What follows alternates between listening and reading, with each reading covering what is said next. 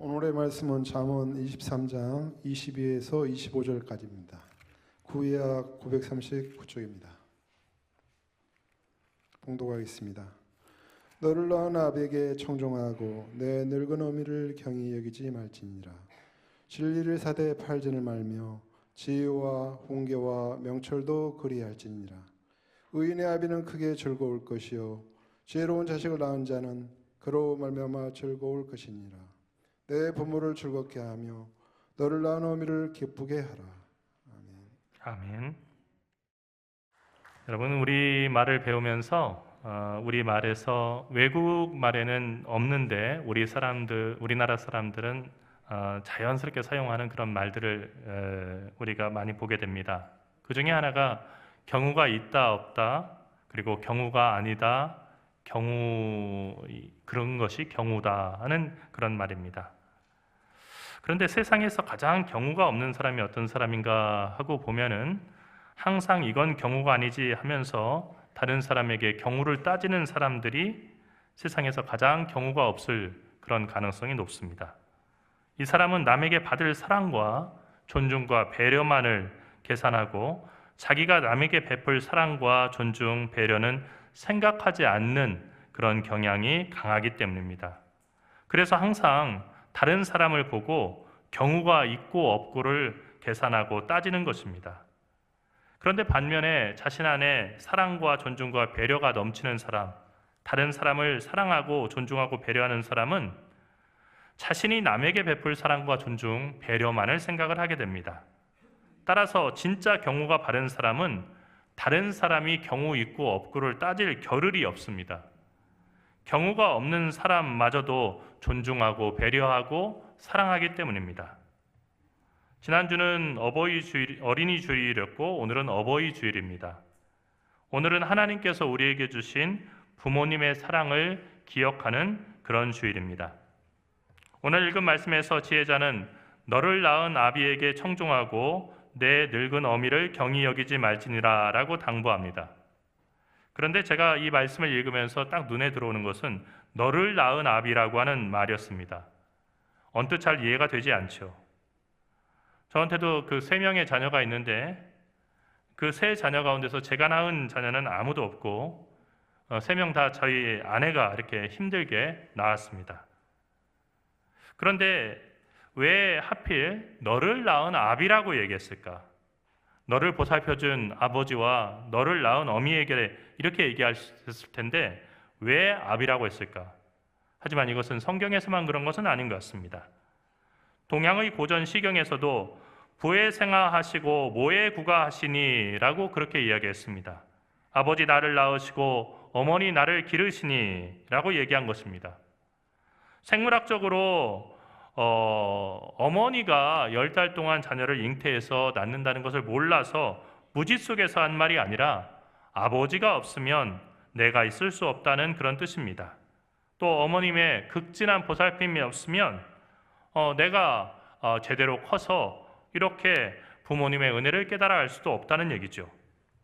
어쨌든 우리는 모두 아버지, 어머니가 있기에 오늘 이 세상에 태어나서 지금까지 살아온 것입니다. 때로 서운한 것도 있고 부모님에게 원망할 것도 있지만 부모님의 사랑을 늘 기억해야 되는 것은 세상에 어떤 사람도 자기의 생명을 우리에게 나눠준 사람이 없고 그리고 세상에 어떤 사람도 조건 없이 우리를 그 오랜 시간 동안 마음을 써주고 사랑해주고 돌봐주고 자기의 것을 아낌없이 나눠준 사람이 없다는 것, 이것만으로도 그분들은 존경받을 만한 분들이 되는 것입니다. 이제 그분들의 돌봄이 없이도 살 수 있는 나이가 되었지만 아버지와 어머니의 사랑과 돌봄을 늘 기억하고 감사하는 것은 하나님을 믿는 우리 모두의 사명입니다. 그 감사하는 마음은 부모님을 존중하고 배려하는 행위에서 나타납니다. 22절의 말씀은 너를 낳은 아비에게 청종하고 내 어미를 경히 여기지 말라라고 얘기했습니다. 그런데 여러분, 이 말씀이 얼마나 엄청난 말씀인지 아십니까? 아버지에게 청종하라고 하는 말씀에 히브리어 성경 본문을 보게 되면 쉐마 로아비카입니다. 쉐마 로아비카. 그 뜻은 들어라 아버지의 말씀을, 들어라 너의 아버지를. 영어에서도 그렇게 표현하죠. Listen him, 그의 말을 들어라 할 때 그를 들어라, 그에게 들어라, listen him 이렇게 표현하는데 히브리어도 역시 마찬가지예요. 쉐마 라비카, 너의 아버지를 들어라. 그 얘기는 너의 아버지의 말씀을 들어라, 귀를 기울여라 아버지에게입니다. 그런데 여러분, 왜 이 말씀이 대단하냐면요, 유대인들이 황금장이라고 부르는 신명기 6장 5절의 말씀이 히브리어로 쉐마 이스라엘이에요. 이스라엘아 들어라입니다. 그런데 그 다음에 나오는 말씀이 어떤 겁니까? 이스라엘아 들어라, 너의 하나님 여호와는 오직 한 분뿐이신 하나님이시다. 너는 마음을 다하고 정성을 다하고 뜻을 다하여 내 하나님 여호와를 사랑하라. 그 말씀의 첫 단어가 쉐마, 들어라라는 것입니다. 그러니까 오늘 잠언의 지혜자는 이스라엘의 온 마음과 정성을 다해서 뜻을 다해서 하나님을 사랑하고 그 말씀을 듣듯이 아버지의 말씀 그리고 어머니를 정말로 그 말씀을 듣고 존중해야 된다는 의미에서 이야기하고 있다는 것입니다. 이것은 우리가 오늘 교동문에서 읽은 것처럼 십계명에서 하나님에 대한 네 계명 다음에 오는 다섯 번째 계명이 내 부모를 공경하라.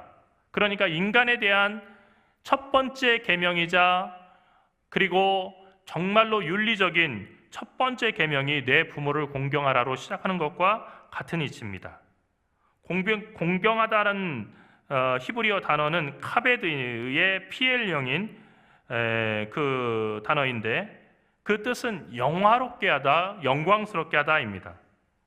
그런데 여러분, 이 카베드의 피엘령 이 단어는 사무엘하 22장 30절에서 하나님을 존중히 여긴다라고 말할 때 사용한 단어입니다.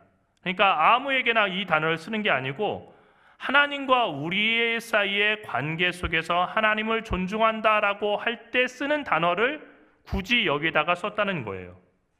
그러니까 어느 정도로 아버지, 어머니를 공경해야 되느냐? 우리가 믿는 사람으로서 창조주 하나님을 공경하듯이 존귀히 여기고 그분들을 영화롭게 해야 한다는 것입니다. 다음으로 늙은 어미를 경히 여기지 말라라고 얘기했습니다. 여기서 경히 여긴다고 하는 얘기는요, 무시하지 말라는 얘기입니다. 사실 자녀들을 키워보면은 자녀들이 착각을 하게 되는 게 있어요. 그것은 조금 초등학교에 가서 머리가 굵어지게 되고 하면요, 또 요즘엔 유치원 때도 그런 일이 있더라고요. 영어 학원 다니면 영어를 좀 하고 그러면 엄마가 뭐 가끔 여기 대치동에서 보는 건데, hey, hi Charles, 무슨 Charles, come here. 굳이 그렇게 얘기할 필요가 있을까 싶지만 뭐 그렇게 얘기하면은 엄마 발음이 틀렸어요. 그래서 뭐 바로 그 지적을 합니다. 또 어떤 얘기를 해요? 엄마는 알지도 못하면서 엄마 이거 배웠어? 엄마도 다 초등학교 나왔죠. 그리고 대학도 나오고 대학원도 나왔는데 모르겠어요. 가끔 저희 애들도 어떻게 그걸 아세요? 나도 대학 나왔다 하고 얘기를 합니다. 품 안의 자식이라는 말을 우리가 흔히 하지 않습니까? 자녀들이 언제 가장 사랑스럽는가 하면은 엄마 품을 사모하고 엄마 품에 안기기를 좋아할 때, 그냥 울다가도 엄마 품에만 안기면은 막 비비면서 좋아하고 아무런 거 뭐 딴 거 없어도 엄마가 안아주기만 하면 좋아할 때, 이때가 정말 예쁜 때입니다. 그때는 엄마를 무조건 의지하고 좋아합니다. 하지만 자녀들이 크면 어머니는 늙습니다. 사람이 늙게 되면은 젊을 때처럼 행동이 빠르지도 않고 또 판단이 명확하지도 않습니다. 존경할 만한 그런 면들보다는 안쓰러운 면들이 더 많아집니다. 그렇게 늙은 어머니의 말과 행동이 때로 실망스럽고 때로는 원망스러울 때도 있다 하는 겁니다. 그렇더라도 그런 어미를 무시하지 말고 존중하라는 것입니다. 왜냐하면 지금까지 정말로 너를 키워주고 너를 사랑해주고 지켜준 것, 이것을 생각해서 다소 지금 실수가 있고 부족한 부분이 있고 그리고 심지어 창피한 부분이 있더라도 그 어머니를 경히 여기고 무시하지 말라는 얘기입니다. 결국 오늘 말씀은 아버지와 어머니를 끝까지 존중하고 부모가 늙었을 때도 배려하라고 하는 존중과 배려를 가르치는 말씀입니다. 그런데 이것이 끝이 아닙니다. 부모라면 누구나 자기의 자녀들이 자신을 존중하고 배려하는 효자, 효녀가 되기를 바랍니다. 그런데 어떻게 그런 효자, 효녀를 키울 것인가? 그리고 자녀들이 다 커서 40대가 되고 50대가 됐는데 효자, 효녀가 아니라고 한다면 어떻게 할 것인가? 사실 실제적인 고민들 아닙니까? 또한 어떻게 하면 변함없이 자녀의 존중과 배려를 받는 부모가 될 수 있을까를 고민하면서 저는 세 가지로 부모가 어떤 부모가 되어야 될지를 이야기하고자 합니다. 첫 번째로 먼저 자녀를 존중하고 배려하는 부모가 되어야 됩니다. 세상의 모든 자녀들에게는 가장 강력한 인생 교과서가 있습니다. 그 교과서는 철학책 수천 권을 읽은 것보다 역사책 수백 권을 읽은 것보다 더 많은 교훈을 줍니다.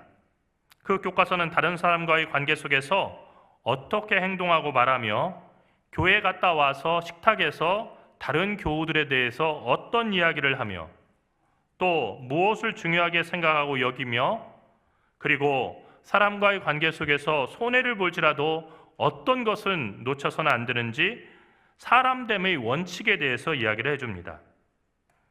그리고 그 인생 교과서는 마법의 주문처럼 자녀들의 미래가 됩니다. 여러분, 자녀들의 미래가 우리의 생각과 완전히 떨어져 있다는 생각을 하면 안 됩니다. 부모가 무엇을 중요하게 생각하고 자녀의 미래를 위해서 기도하고 생각하느냐? 이것이 자녀의 미래가 됩니다. 여러분, 부모가 강조하고 기도하는 것, 이것은 자녀들도 알지 못하는 사이에 아직 살아보지 않은, 아직 오지 않은 미래에 대한 설계도가 되는 것입니다. 그래서 그 인생 교과서를 우리는 부모라고 부르는 것입니다. 자녀가 커서 부모를 존중하고 배려하는 그런 자녀가 되기를 원한다고 한다면 먼저 부모가 자녀를 존중하고 배려해야 됩니다. 자녀를 존중하고 배려한다고 하는 것은 기저귀를 차고 빠그작빠그작 걸을 때부터 비싼 영어 학원에 보내고 고액 과외를 시켜서 명문대에 보내는 것을 의미하는 것은 아닙니다. 물론 자녀가 열심히 공부하고 그래서 자기 꿈을 이뤄갈수록 돕는 것은 부모의 역할입니다. 그러나 자녀를 존중하고 배려한다는 것은 명문대를 갈 수 있도록 비싼 돈을 들이고 있기 때문에 나는 존중하는 것이다 얘기할 수도 없고 내가 그럴 돈이 없기 때문에 자녀를 존중하지 않고 있다라고 이야기할 수 없는 것이라는 겁니다. 전혀 다른 거라는 거죠. 부모가 자녀를 사랑해서 그렇게 많은 돈을 들여서 자녀를 공부시킬 수 있지만 만일 그렇게 공부시키는 그 동기가 자신의 열등감을 감추기 위해서 자녀에게 자신이 못한 일을 해내도록 강요하는 일이라고 한다면 그 일은 자녀에 대한 사랑과 존중과 배려라고 할 수 없을 겁니다. 제가 지금도 기억나는 한 부모님이 계십니다. 제가 미국에서 임상심리학 공부하면서 상담을 할 때 한인 모자가 이렇게 제가 상담하는 곳을 찾아왔습니다. 그 어머니는 아들이 공부를 하지 않는 것에 대해서 큰 고민이었습니다. 그리고 이 고등학생인 그 자녀가 매일 놀러 다니고 공부하지 않는 것을 심각하게 생각해서 돈은 얼마가 들든지 상관하지 말고 상담을 해서 얘가 공부를 열심히 할 수 있도록 해달라고 했습니다. 상담을 꽤 몇 주간 이렇게 했는데 사실 별로 그냥 금방 나아지는 것이 아니죠. 그런데 상담을 하다가 궁금해진 게 있었어요. 그것은 다른 게 아니고 이 어머님은 이렇게 교육에 관심이 많은데 이 어머님은 얼마나 공부를 하셨을까 하고 물어봤어요. 그래서 어머님은 혹시 그 공부를 어디까지 이렇게 하셨습니까? 했더니 한참 주저하더니 한 얘기가 저는 고졸입니다. 이렇게 교육에 관심이 많으신데 혹시 그렇게 공부를 고등학교에서 마치신 이유가 있을까요? 했더니 결혼을 일찍 해가지고 그래서 공부를 더 할 수가 없었습니다. 결혼을 언제 하셨는데요? 고등학교 졸업하고 바로 했습니다. 그래서 결혼 정말 빨리 하셨는데 어떻게 이렇게 하신 겁니까? 고등학교 다닐 때요 LA에 있는 이 클럽에서 춤추다가 남편 만나가지고요 그래서 임신해서 그래서 결혼했어요. 얘기하는 거예요. 그러니까 어머님은 공부를 별로 좋아하지 않으시고 그렇게 클럽 다니시고 그 디스코텍에서 춤추시고 했는데 자녀는 공부를 잘하고 좋아하기를 바라시는 거군요. 했더니 그 어머니가 갑자기 빵 웃음이 터지더니 까르르 웃더니 진짜 그러네요. 여러분, 그 순간 모든 문제가 해결이 됐어요. 자녀가 공부를 하지 않는 이유도 다 이해가 됐고요. 내가 나도 못한 것을 자녀에게 요구하고 있는 거구나. 그래서 맨날 싸우는 거구나. 이해가 됐습니다. 그 이후로 그 자녀가 어떻게 공부를 했는지 그리고 그 부모님이 어떻게 됐는지는 제가 오랜 시간이 지났기 때문에 알지 못합니다. 하지만 우리는 우리가 하지 못한 일을 자녀가 하도록 강요하는 경우가 있어요. 그런 경우에는 아무리 많은 돈을 들여서 자식을 공부시킨다 할지라도 그것이 자녀를 존중하고 배려하는 일이 아닐 수도 있다는 것입니다. 자녀를 존중하고 배려한다는 것은 자식을 내 목적을 이루기 위한 도구로 보지 않고 나와는 다른 인생을 살아가는 타인으로 보는 데서 출발합니다. 그러니까 옛날 어른들이 자식 잘 키우려면 남 보듯이 자식을 봐라라고 하는 얘기가 정말로 지혜입니다. 자식을 남처럼 대하게 될 때 그 자식의 생각을 존중하고 배려할 수가 있습니다. 우리가 자식에게 사랑이라고 하는 이름으로 말과 행동에 상처를 주는 것은 자녀를 남으로 보지 못하기 때문입니다.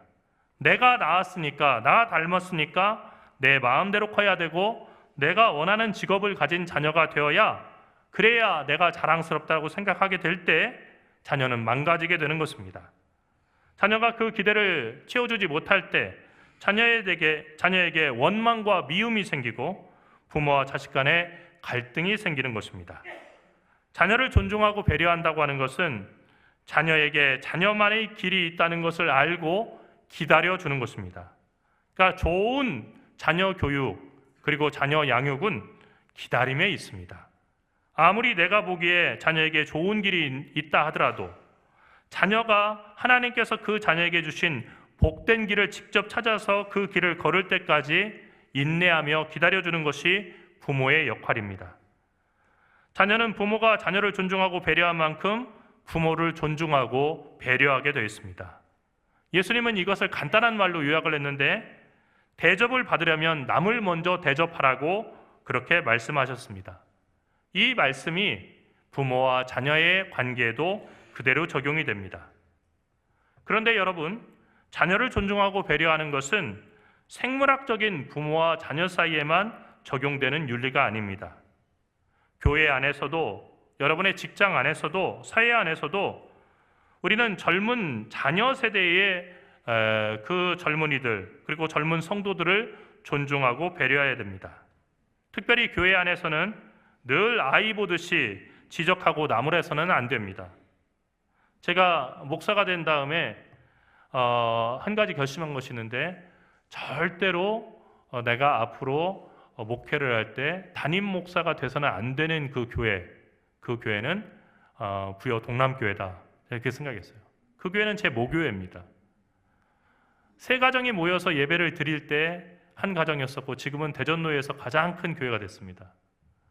누구나 부러워하고 목회를 하고 싶어하는 교회예요. 무슨 나쁜 감정이 남아있는 건 아닙니다. 그런데 그 교회는 절대로 내가 담임 목사가 돼서는 안 되겠다는 것을 신학생 때부터 생각을 했는데 그 이유는 뭐냐면 제가 어렸을 때 주일학교 학생일 때 저의 철없는 행동이나 그리고 제가 자라나면서 저질렀던 실수 이런 것들을 다 기억하고 알고 계신 성도들이 거기 계시기 때문입니다. 제가 무슨 얘기를 할 때 많이 컸다. 그래 내가 주일학교 선생일 때 너가 어떻게 했는지 나는 다 알고 있다 할 거 아닙니까? 그래서 아무리 정말로 정말 황금길을 깔아놓고 황금마차로 저를 갖다가 청빙하려고 모시러 오더라도 저는 갈 수 없다라는 생각을 했습니다. 여러분, 우리는 어렸을 때부터 우리 교우들의 자녀를 보기 때문에 친근하기도 하고 내 자녀처럼 여겨질 때가 있습니다. 그래서 어렸을 때의 그 기억으로 그 자녀를 나무라기도 하고 또 지적하기도 합니다. 세상에 어디에서 이 교회처럼 야, 너 요즘에 왜 이렇게 살쪘냐? 돼지가 다 됐네. 이런 얘기를 갖다 듣는 데가 어디 있겠습니까? 여러분, 그건 밖에서 얘기하면은 그건 싸우자는 얘기죠. 예? 또 어떤 것이 있습니까? 부모에게 달려가서 당신 자식 왜 그 모양이냐고 이렇게 나무라는 겁니다. 여러분, 이거 정말 하면 안 됩니다. 옷을 잘 입고 오면은 애가 왜 이렇게 돈을 사치하고 돈을 펑펑 써? 하고 다닙니다. 옷을 못 입고 오면요, 아이고 오늘 뭐 작업하다 왔어? 옷을 왜 이렇게 추레하게 입고 다닌대? 하고 또 그 지적을 합니다. 여러분, 제가 거듭해서 말씀드리지만 옷을 잘 못 입고 와서 마음에 걸린다 싶으면요, 너 다음 주 화요일에 시간 있냐? 저녁에 시간 있어? 하고 물어보시고요. 왜요? 시간 되는데요 하면은 나와라 하고서 여러분 백화점으로 데리고 가셔서 좋은 옷 한 벌 다 사서 입혀주십시오. 그러면 존경받는 어른이 될 수 있습니다. 우리가 모든 것을 다 지적할 수 없죠. 그런데 왜 이렇게 우리는 남의 자식의 일거수일투족에 대해서 간섭하고 비난하고 분노하는 걸까요? 그건 왜 그러냐면요, 내 삶이 외롭고 행복하지 않기 때문입니다. 내 삶이 비참하다고 느끼기 때문이에요. 진짜 행복한 사람은요, 남을 깎아내리고 비난할 시간이 없어요. 왜냐하면 행복하기에도 인생이 짧기 때문이죠. 그런데 내 삶이 비참하고 그리고 내가 관심을 받지 못하고 내가 불행하다라고 느끼면요, 우리는 자꾸만 다른 사람을 깎아내려서 그래서 내가 아프다는 것을 잊으려고 합니다. 사랑하는 성도 여러분, 내 자녀만 존중하고 배려할 것이 아니라 남의 자녀는 더욱더 존중하고 배려하는 우리 동광교회 교우들이 되시기를 간절히 축원합니다. 만일 내 자녀가 다른 교회 다니는데, 아니 더 쉽게 얘기할게요. 제가요, 제 목사 아닙니까? 네, 제가 다른 교회를 다니는데 만일 그 교회의 어르신들이 저에 대해서 그런 식으로 저희 부모님에게 가서 얘기하고 그리고 흠을 잡고 그리고 보는 앞에서 면박을 준다고 한다면요, 저는 제가 목사지만 다음 주부터 그 교회 안 나갈 것 같아요. 여러분, 젊은 사람들이 부모님이 많은 교회에 왜 자녀들이 안 오냐? 요즘 세대들이 다 바뀌어서. 아니에요. 본질은 무엇에 있냐면요, 시집살이를 하기 싫어서 부모님이 다니는 교회에 나오지 않는 거예요. 그러니까 바꿔서 얘기하면요, 그 자녀들이 왔을 때 따뜻하게 대해주고 여기 가면 정말로 친정집 간 것 같아. 너무 잘해줘. 친정집은 뭐냐면요, 말없이 뭘 싸주는 집이에요. 자꾸 싸줘요, 있는 거. 시댁은요, 싸주는 대신에 말로 다 이렇게 하려고 하는 거예요. 그러면 안 되는 거예요. 그래서 여러분, 교회에 와서 젊은 세대들이 시집살이 하지 아니하도록 따뜻한 말로 항상 격려해주고, 야, 너 보기 좋다. 너 이렇게 신앙생활 열심히 하다니 참 너희 부모님 정말 좋겠다. 그리고 그 부모님 만나서도, 아니 이렇게 아들내가 이렇게 매주 교회 나오고 열심히 봉사하니 얼마나 이렇게 흐뭇해. 밥 안 먹어도 배부르겠네.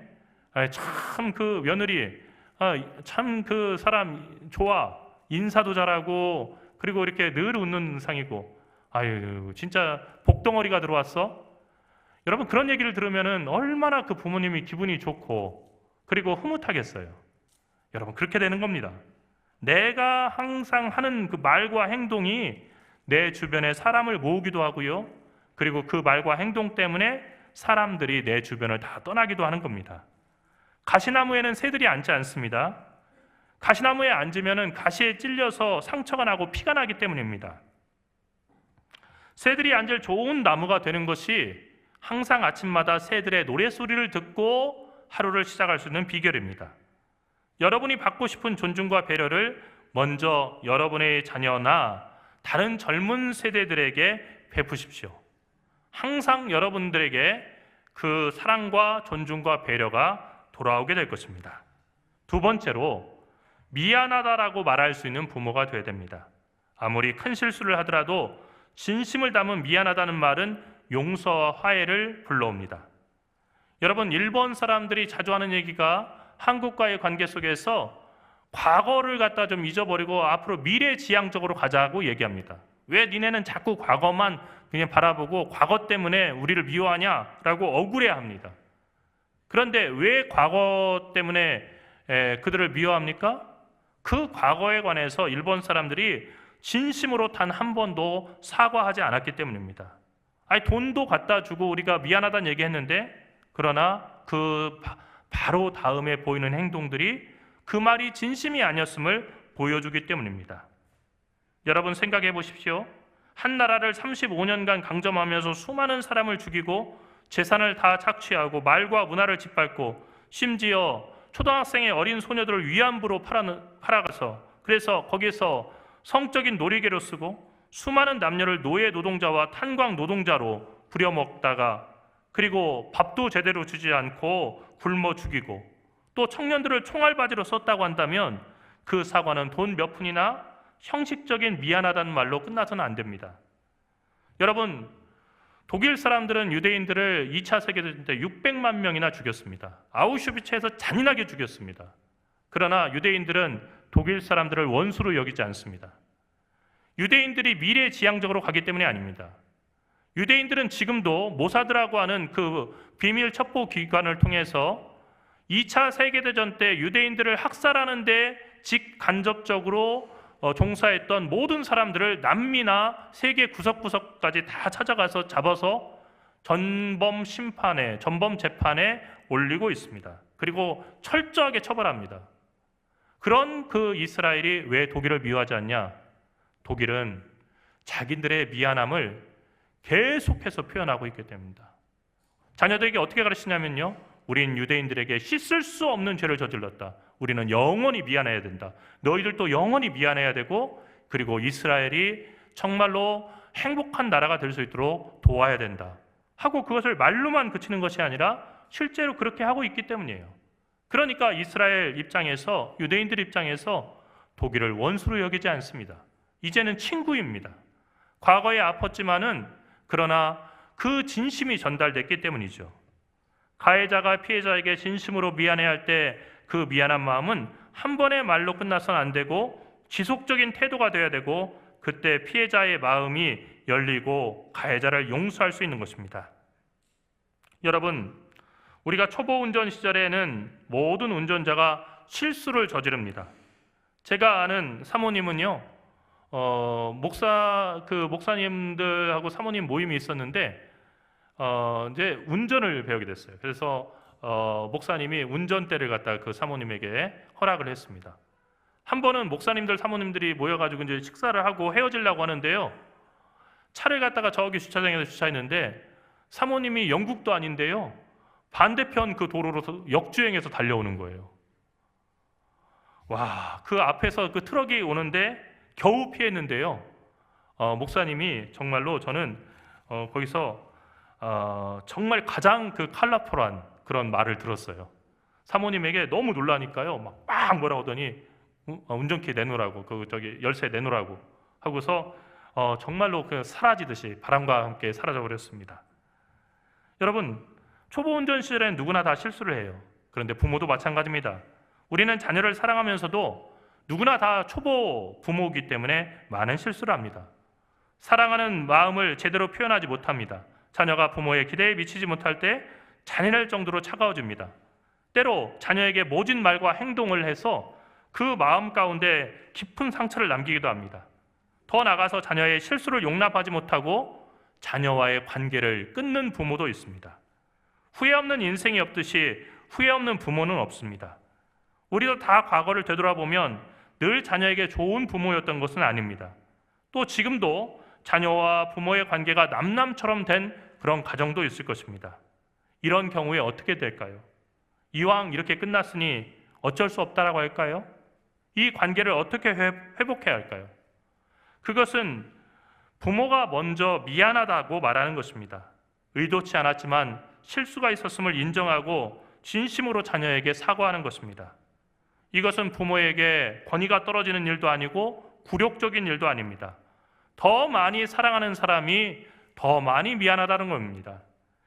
하나님이 우리를 더 사랑하셨기 때문에 하나님은 우리가 거룩해지고 높아지기를 바라지 아니하시고 하나님 스스로 낮아지셔서 우리를 대신해서 사죄하시고 하나님의 아들이 십자가에 달려 죽으시는 것을 통해서 우리 죄를 용서하셨습니다. 부모의 진심 어린 사과는 자녀에게 부모가 물려줄 수 있는 가장 큰 유산이자 가장 큰 선물입니다. 부모는 자녀에게 금방 쓰고 없어질 돈을 물려주는 데서 사랑이 끝나서는 안 되고, 부모를 생각하면 늘 마음이 따뜻해오는 온정과 그 사랑의 기억을 물려줄 수 있을 때 정말 좋은 것을 물려주는 것입니다. 제가 우리 교회 한 성도님께 들은 얘기입니다. 이분이 연세가 많으신데 젊은 시절에 가정을 건사하고 자식들을 키우기 위해서 열심히 일만 하셨다고 합니다. 그러다 보니까 자녀들과 함께 있는 시간이 많지 않았고 깊이 있는 대화를 나눌 시간도 없었습니다. 그러다가 자녀들이 크고 보니까 그렇게 나쁜 관계도 아니지만 그렇게 살갑거나 친근한 관계가 아니라는 것을 알게 되고 마음이 아팠습니다. 그런데 이 성도님은 이대로 안 되겠다 싶어서 자녀와의 관계를 회복하기 위해서 큰 결심을 했습니다. 그것은 젊은 시절 자신이 자녀들에게 마음을 열고 따뜻하게 대하지 못한 것에 대해서 사과한 것입니다. 특별히 기억나는 일이 있었는데 자녀가 서울에 있는 학교에 합격했다고 엄마 나 대학에 합격했어 라고 기쁘게 왔는데 그 대학이 기대했던 대학이 되지 못해서 함께 기뻐하지 못하고 냉담하게 말한 것입니다. 그 순간 자녀의 얼굴에서 미소가 사라지고 실망이 얼굴 가득히 퍼지고 어두워지는 것을 정말로 영화를 보듯이 오랫동안 기억했다고 합니다. 그 표정이 이 성도님의 머릿속에서 사라지지 않은 것입니다. 그래서 그 사랑하는 자녀에게 어느 날 나를 잡고 자리를 잡아서 내가 대학에 합격했다고 말하면서 좋아했는데 내가 함께 기뻐하지 못하고 차갑게 그 말한 것에 대해서 미안하다라고 그날 일을 진심으로 사과했다고 합니다. 그리고 자기가 함께 있어주지 못하고 또 따뜻한 사랑을 많이 경험하게 못하는 것을 한 번만 아니라 여러 차례 사과를 했다고 합니다. 여러분, 시간이 많이 지났고 자녀도 나이가 많은데 무슨 소용이 있겠습니까? 생각할 수 있는데, 그런데 이 가정에 큰 기적이 일어났는데 시간이 지나면서 자녀들이 달라졌다는 것입니다. 먼저 와서 친근하고 따뜻한 말도 걸어주고 또 농담도 하고 진심으로 부모를 아끼고 사랑하는 그런 마음을 표현하는 자녀들이 되었다는 것입니다. 부모와 자녀의 관계는 어린 시절의 경험에서 비롯됩니다. 그리고 결정됩니다.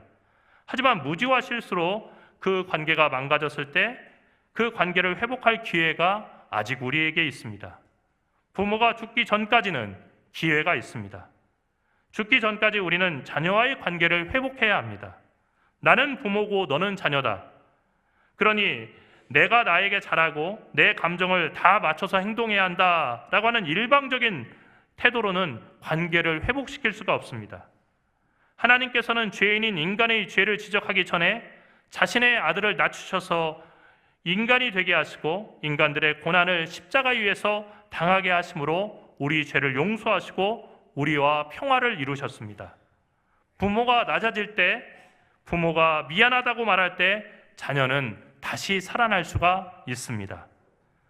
세 번째로, 자녀를 편애하지 마십시오.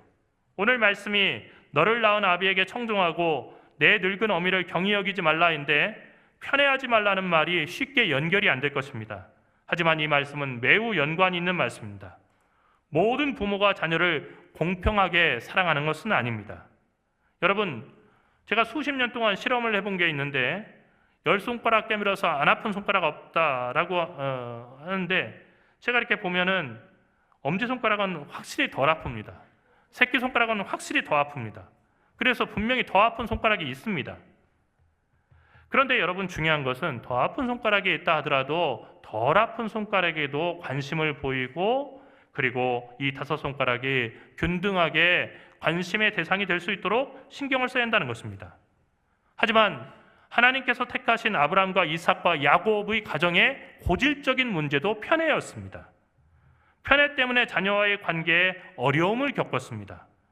리브가는 야곱을 편애해서 에서라고 하는 큰 아들의 인생을 망쳤습니다. 그리고 나중에 어떻게 됐습니까? 이스라엘 백성들을 갖다 대적하는 그런 에돔이라고 하는 민족을 만들어서 서로 적대하고 싸우는 그러한 분쟁을 낳게 됐습니다. 편애는 병든 사랑입니다. 부모가 한 자녀를 편애하면 사랑받지 못하는 자녀뿐만이 아니라 편애했던 그 자녀도 망가집니다.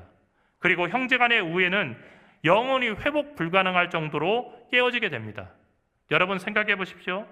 여러분의 장례식장에 반드시 함께 있어야 될 여러분의 자녀들이 서로 불화해서 가깝지 않아서 어떤 자녀는 와 있는데 어떤 자녀는 장례식장에도 나타나지 않는다라고 생각한다면 얼마나 그것은 슬픈 일입니까?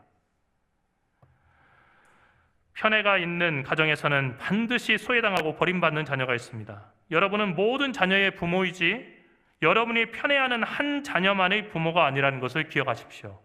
자녀가 부모를 존중하고 배려하는 사람이 되기를 바란다면 부모가 먼저 자녀를 골고루 건강하게 사랑할 줄 알아야 합니다. 자녀의 능력이나 외모, 태어난 순서가 그 자녀를 편애해도 좋다는 근거가 돼서는 안 됩니다. 모든 자녀를 차별 없이 사랑하고 배려하십시오. 그때 자녀도 부모의 사랑을 본받아서 아버지를 청중하고 늙은 어머니를 경히 여기지 않는 효자와 효녀가 될 것입니다. 그러니까 오늘 말씀을 요약하면 효자와 효녀를 원한다면 먼저 좋은 부모가 되시라는 것입니다. 좋은 부모 밑에서는 자연스럽게 효자, 효녀가 나오기 때문입니다. 또한 지금 자녀와의 관계가 좋지 않다면 이왕 이렇게 나이가 들었는데 이미 끝났다라고 생각하지 말고 오늘 예배를 마치고 나서 오늘부터라도 자녀의 관계를 회복하기 위해서 애쓰십시오. 자녀를 만나시고 자녀에게 미안한 일이 있으면 미안하다고 얘기하시고 자녀에게 베풀어야 될 사랑과 그리고 관심이 있다면 지금부터 어색하더라도 그것을 연습하십시오. 자녀가 다 이해하고 자녀가 무조건 내게 잘해주기를 바라지 말고 자녀의 미래를 위해서 부모와 자녀의 좋은 관계에 관한 기억 그리고 부모의 따스한 사랑에 대한 기억을 남겨주십시오. 자녀들이 여러분이 늙었을 때에도 존중하고 배려하기를 바라는 것처럼 먼저 지금 자녀들을 존중하고 배려하십시오. 지금도 늦지 않았습니다. 지금부터 하십시오. 기도하겠습니다.